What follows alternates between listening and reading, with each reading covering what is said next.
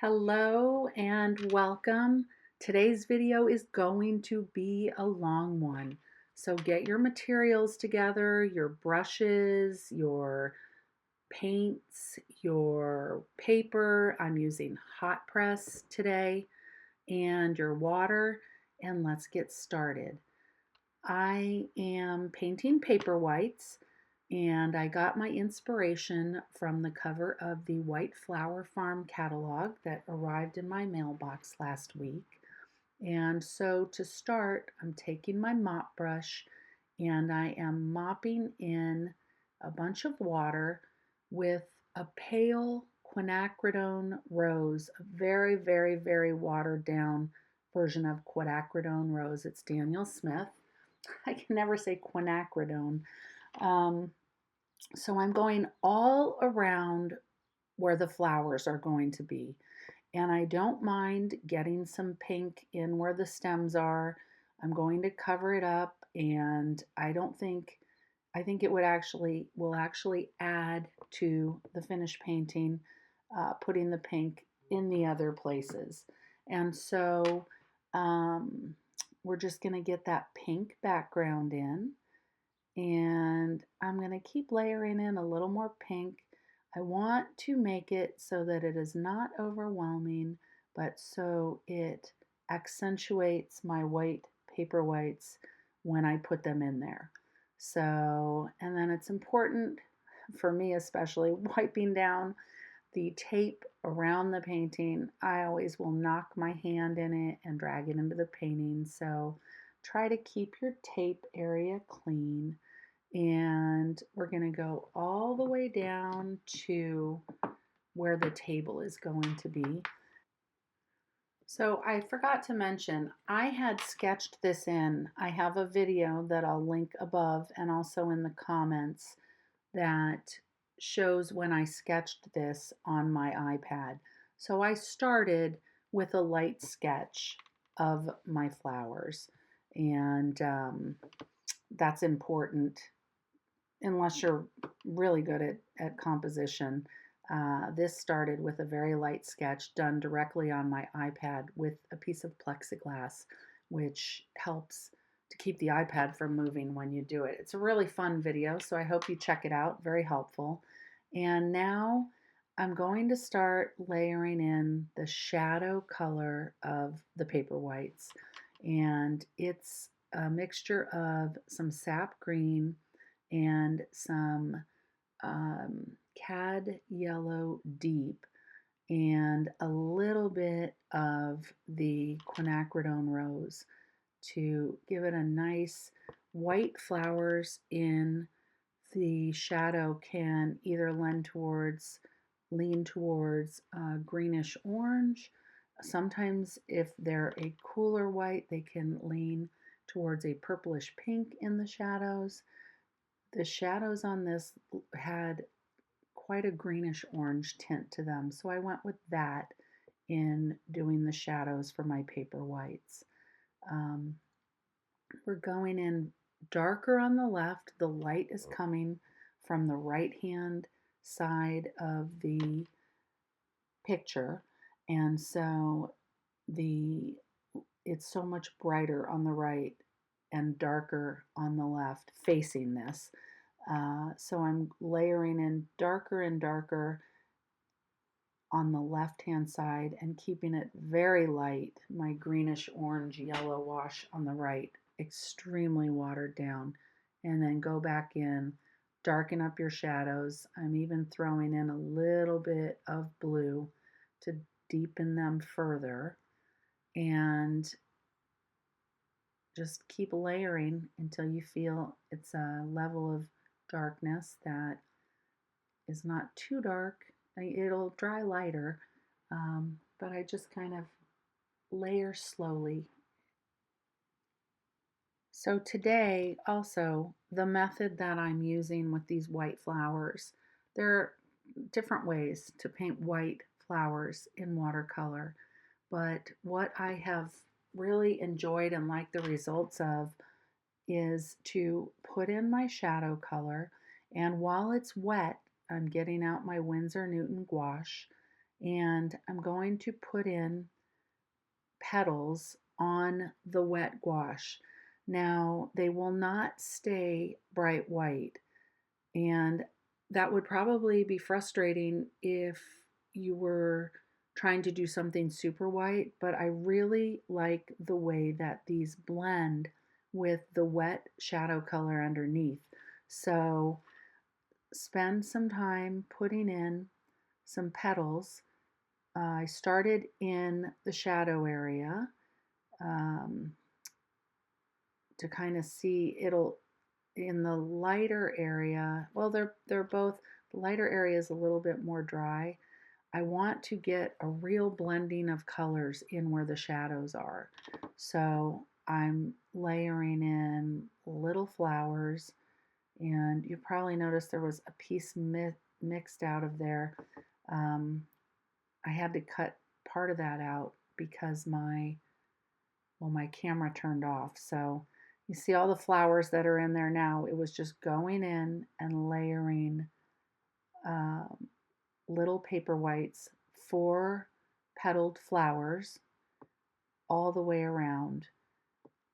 And now you want to lay in, sorry, my camera shut off. That's so frustrating, but I'm seeing that a lot on fellow artist pages. I don't know what's up with the iPhones right now. So I'm going in with a sap green and then a phthalo green and a serpentine green. And I start with the sap green, watered down quite a bit, and some yellow ochre at the bottom for the bottom of these bulbs. And I wanted to get these in to see, to shape my flowers a little bit. I'm leaving the pot until the end and the pears, but I like to get the stems in relatively close to when I'm doing the blossoms because it's a little dance sometimes around the bottom of the flowers, back and forth, and I didn't want it to be completely dry when I ran these stems up. It's pretty dry, so it's not running into my flowers, but um, I wanted to get the stems up where they belong in the flowers before I go back in with the white to layer the top layer of the white on my paper whites, the brightest white that goes in last. And I want to give that first layer of white a chance to mix in and dry with that shadow color, and then go back in to do more white on top of that. That is when the paper is a little more dry. You'll see if you're doing this along with me the difference that it makes with the color. And so I'm going back in with some yellow ochre along the bottom of these bulbs. And I've got my tiny brush. This is more of a delicate painting than one of the big brush paintings.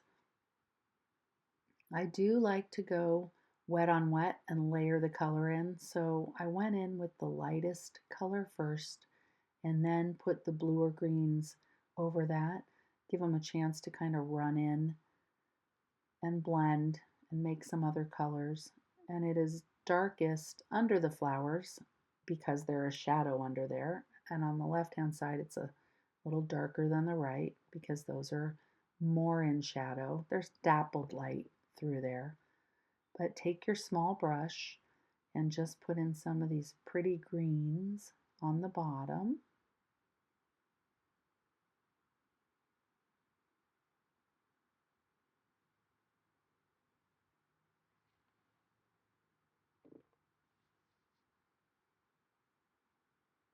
Love the little delicate leaves that are underneath paper whites. I don't know if they're leaves, they're more like daffodil fronds. I guess they're almost frond, yes, they're frond-like, they're like fronds. And I'm going to add some darker greens in between, let it dry a little bit. I am liking the pink background. It's showing through the flowers, and it was really hard. I'm working on getting a new camera set up. This was filmed with an iPhone, and I am working on my picture quality with filming. It's hard to get the right lighting on this, and I'm working on it. So I'd love your feedback if you're watching this on how it looks on your TV. Be honest, be brutally honest, um, because usually my painter friends here on YouTube watch videos like I do, and um, I'd like your input on if you can hear me, if the whites are coming across on your monitor or your television. I was surprised to learn that I think 35% of people watch YouTube on their TV. I've always watched it on my laptop. And so you're getting a ginormous version of this, which is kind of fun. I ended up hooking it up to my TV to see how that looked, and that is a great way to watch YouTube's. You can really see the details so much better. But now we're going to go and put some of the stems, put a few stems peeking through the paper whites, because part of their allure is their beautiful delicacy, and they're these little tiny transparent flowers, and so you should be able to have areas in there where you can see the green, the little green stems coming through. And now there are 3 pears to the left of the paper whites, and 2 of them are in light and 1 of them is in shadow. So the 2 on the left are in light, and we'll plunk in. I'm trying not to vary my color too much. I'm trying to stick with I am sticking with the yellow ochre that's in the bottom of the paper whites and the greens that I used in the stems, just because it gives an overall cohesiveness to the painting. And I like to try to use a minimal palette here. So I'm using the ochre and the quinacridone rose, and then the same phthalo green and serpentine green that is in the stems for the pears. And I don't really want the emphasis. I want the emphasis on the paper whites, not on the pears. So, I want to keep them kind of subdued there on the side. I don't want to make them, I don't want to have them brightly overshadow. I think they're complementary to the stems that are in there, and it creates a nice area for your eye to wander around the painting. It leads your eye into where the paper whites are and actually kind of points towards where you want the viewer to look, which is up at the paper whites. So I am darkening the front pear is in the shadow of the bottom, the container. It's not a vase, the pot. And so that one is very dark, while the other 2 have some light shining on them. So they are going to stay lighter. And you'll see as we progress through the painting and put the shadows in and the table in and the shadow off of the pot, that's why that right hand pear is so much darker. So I am just going darker with a little bit of that blue and the darker green and putting that in there and keeping the lighter green and yellow on the 2 left pears, and then putting in a small shadow now because I would like it to soften a little bit. And so while that area is wet down there, I'm putting the dark shadow underneath. And the stems are just a little hit of any brown that you have.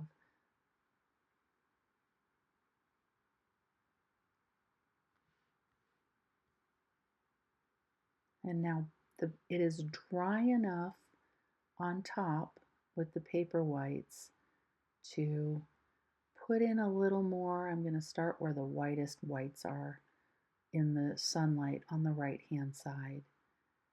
And you just plunk in. Try not to make them all front-facing flowers. You want to have some side-facing flowers and just some squiggles that indicate petal shapes, and try to leave um, a good amount of the shadow showing through. It's very easy maybe not everybody has this issue, but when I break out the white paint and I start doing little details like this, you can get carried away. It's good to leave some of that nice shadow showing through because it really gives your painting depth in the areas that you want it. Now, if you wanted to and it wasn't dark enough on the left, you could darken the shadows on the left, but I try to go with these white flowers. It's just a delicate painting, and you are trying to keep the values not too far apart, enough to show a shadow, but not to look jarring. At least that's how I like my watercolors to be. And they all have these little yellow centers, and so I'm starting off with the light cad yellow, still using my very small brush, and putting in dots. I don't even have all the petals in, but where I want the flowers to be, I'm putting all the little centers in for these paper whites. And when I finish with the cad yellow lemon, I'll go in with the deeper yellow lemon, the cad yellow deep, with even a little touch of red mixed in, because the centers of these have a very light yellow part on the bottom and then darker orange pieces on top, and even a little bit of green on the bottom of at the very base of the flower. And so I'm trying to get the centers in where I want everything, where I want my flowers.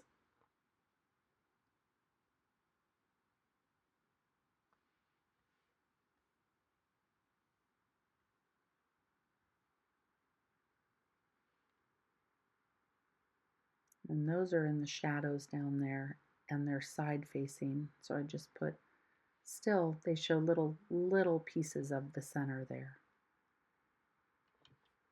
And I'm sorry about the camera on the left there. It's a bit of my camera equipment, and I'm not quite sure how to crop it out, so I apologize for that. And a few more centers. This is all, I enjoy this tedious little part of putting the centers in, and I thought of speeding it up. I did double the speed of this to bring it down to a 40-minute video. What I will be doing in the future is doing full-length videos that are not speeded up, that are available, and I'm currently working on a library of those. I don't want to open it up to have everybody watch them until I have about a dozen finished, and I've got maybe 5 full-length videos finished. So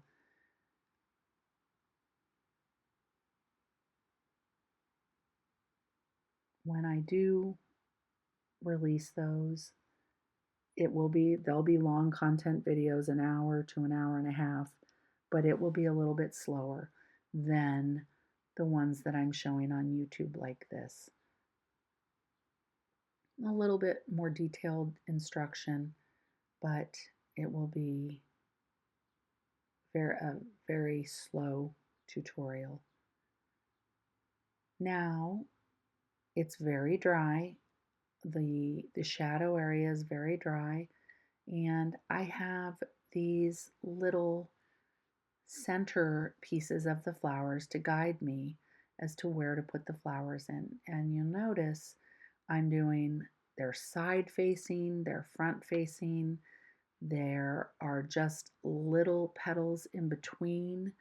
It looks funny with the flowers if you do it like it's a piece of material and it's, a row of open flowers staring you right in the face. So at this point, you want to turn your flowers in different directions, but remember to leave that shadow area showing through. It's really easy to start covering all of that and then you lose your depth. So there's a flower facing up, a flower facing down. I put in a few big front facing signature flowers and highlight those. And I try to go a little more light-handed on the white in the shadow area.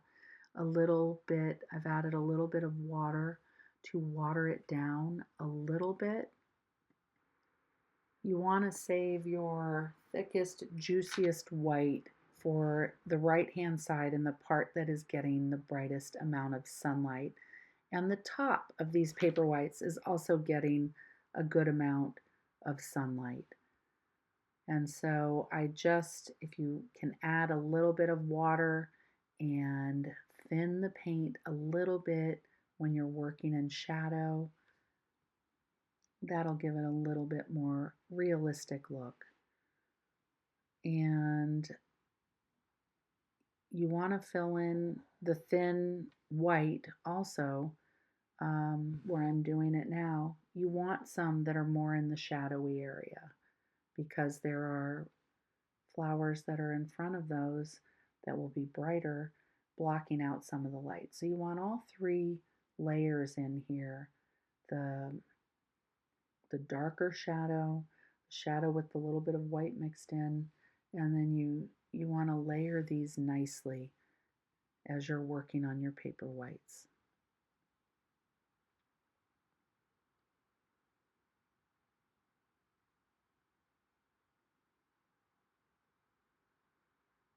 I actually really like this method of painting these flowers. I find that the white mixed with the shadow when it's wet is pretty realistic and gives the final painting a really nice look. And you're going to want to play around with it on your own. I know, how much water you add to anything affects things. So play around with it in your studio. Different color shadows, but it's basically just starting with the shadow color, and while it's still wet, putting some white in there and letting it dry, and then going over it with more white and leaving enough showing through. I was frustrated when I was working through this. Sometimes when you're painting and it's a long painting, a couple hours, it's good to get up and go downstairs and get yourself either a cup of coffee if your hand doesn't shake or a big glass of water. Stretch your legs and come back to the painting with fresh eyes, especially when you are doing pieces like this where there's a lot of detail. I enjoy these as much as I enjoy the abstract, quick, loose, flowy watercolors. I think it's kind of important to grow as a painter to try to do both, to have fun with your abstract side, but it is fun for me to attempt this is a different type of painting than certainly than a landscape.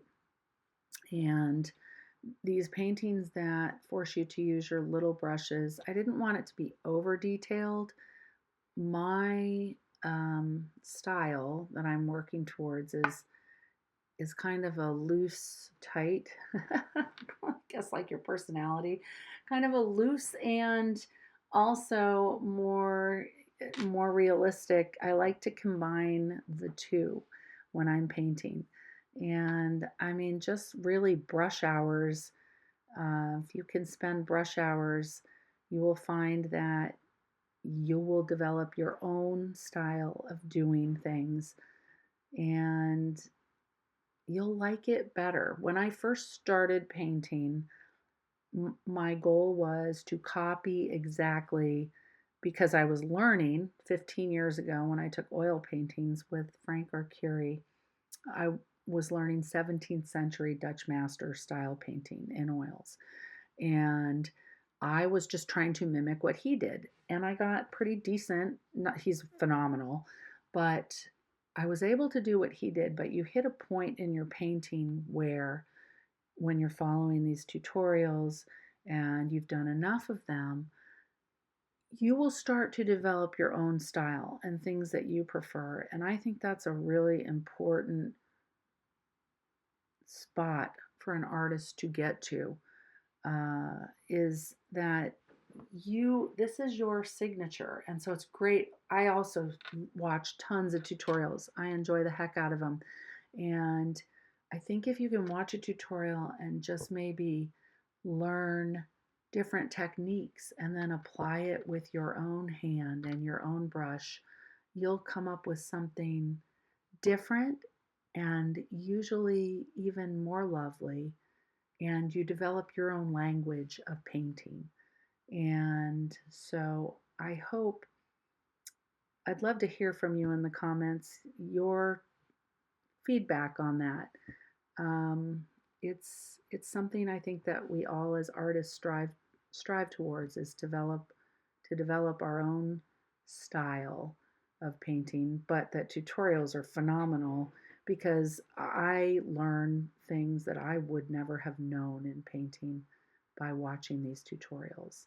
And I lose a certain amount of viewers, or not at all at this point.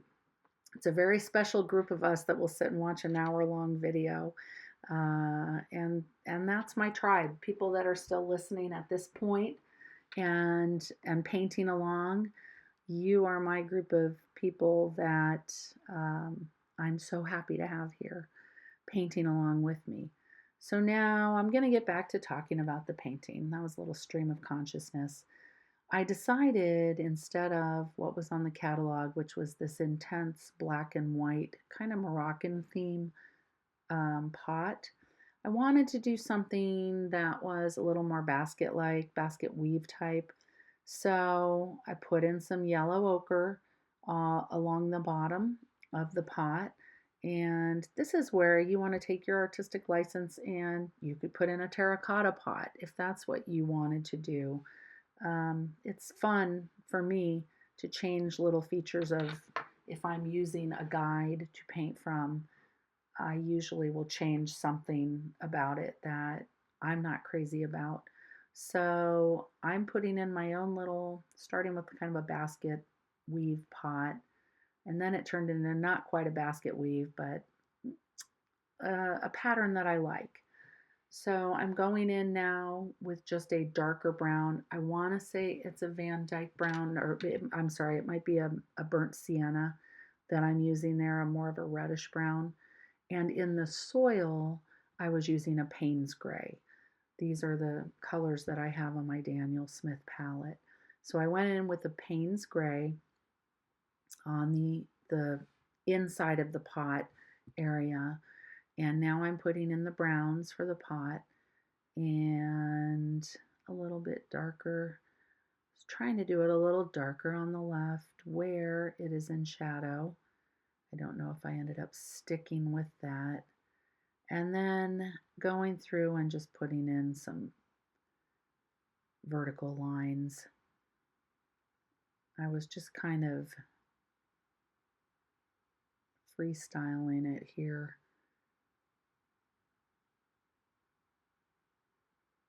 And doing what I thought would be a little prettier in the painting. So all the way around the edge with your very tiny brush. I ended up finishing most of this with this teeny tiny brush, and I usually use, the bigger size 6s, 8s, 10s. So it's kind of fun. Also, now that my thumb is better, it still clicks from my trigger thumb, but I got a cortisone shot about 3 weeks ago, and it's moving better. So I can do more detailed paintings, which makes me very happy.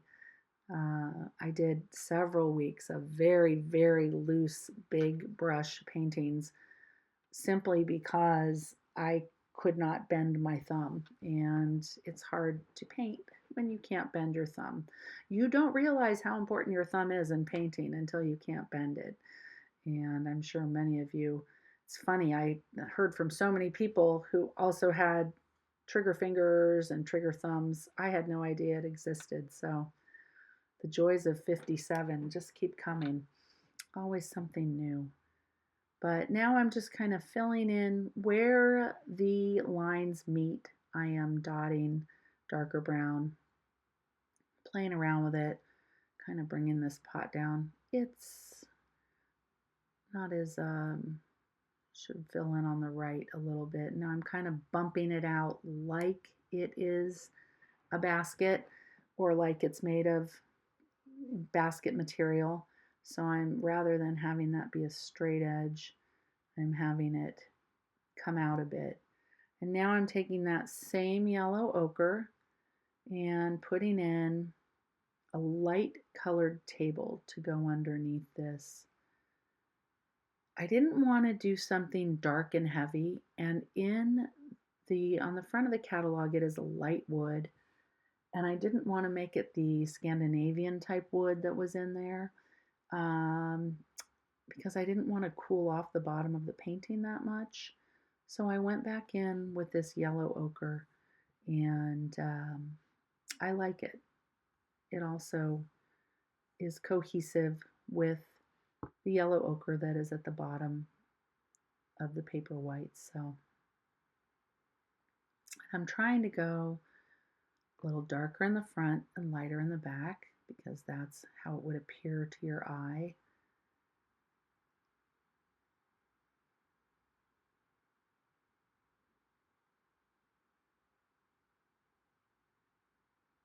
And I don't want it smooth. I want it to have some variation as natural wood does.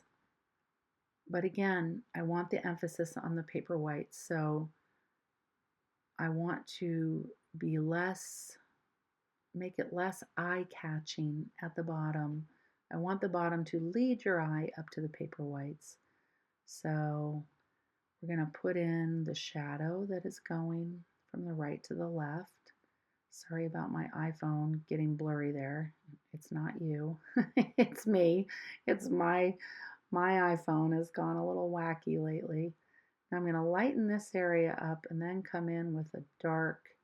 I've got some Payne's gray mixed with some blue coming in the bottom, very, very bottom of this to anchor the pot on the table.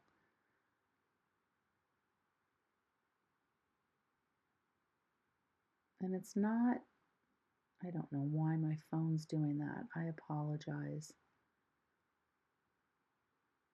I don't want to make a huge shadow.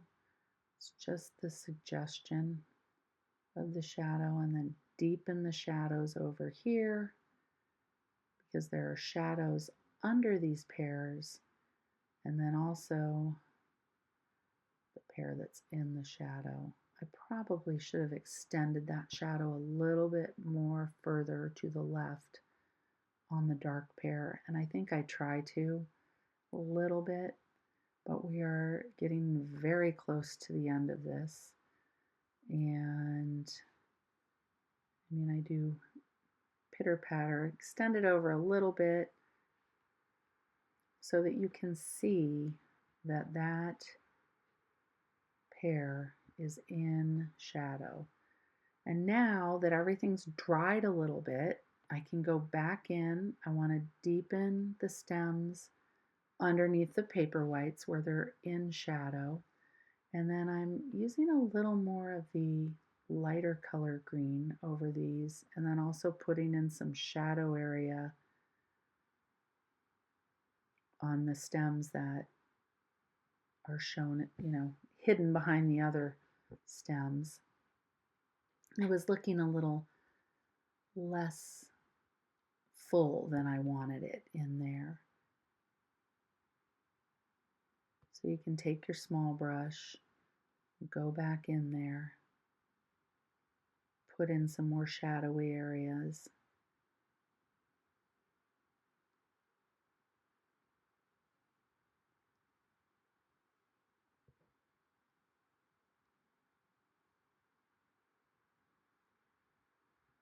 And more dark and more dark.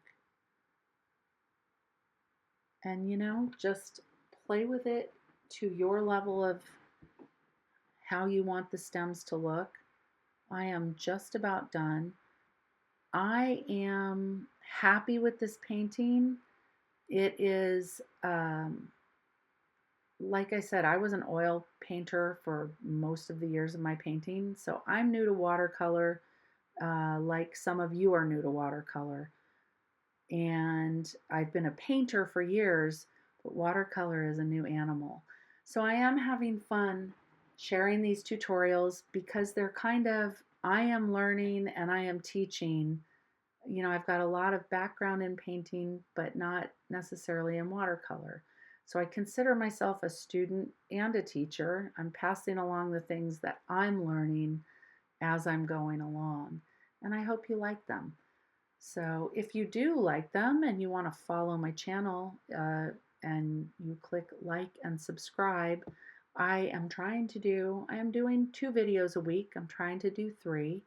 And I do some urban sketching around my farm. And I'm also going to be starting to travel around the area now that it's summertime. So if you like this, click like and subscribe. Thank you if you made it this far in the video. I also have a Facebook page, Creating with Christine Marks, where I have a small group of women right now, but it's growing every day, that share their paintings because there's no format to do it here on YouTube. So if you do create this, join us over on Facebook on Creating with Christine and show us your work. I love to see it. It's a very nice group of ladies, very supportive, people that love watercolors. And that is it for today. I hope you have a wonderful day, and thank you for joining me. Now the big reveal is just the tape coming off, which is so satisfying. And then we're done. Have a great day.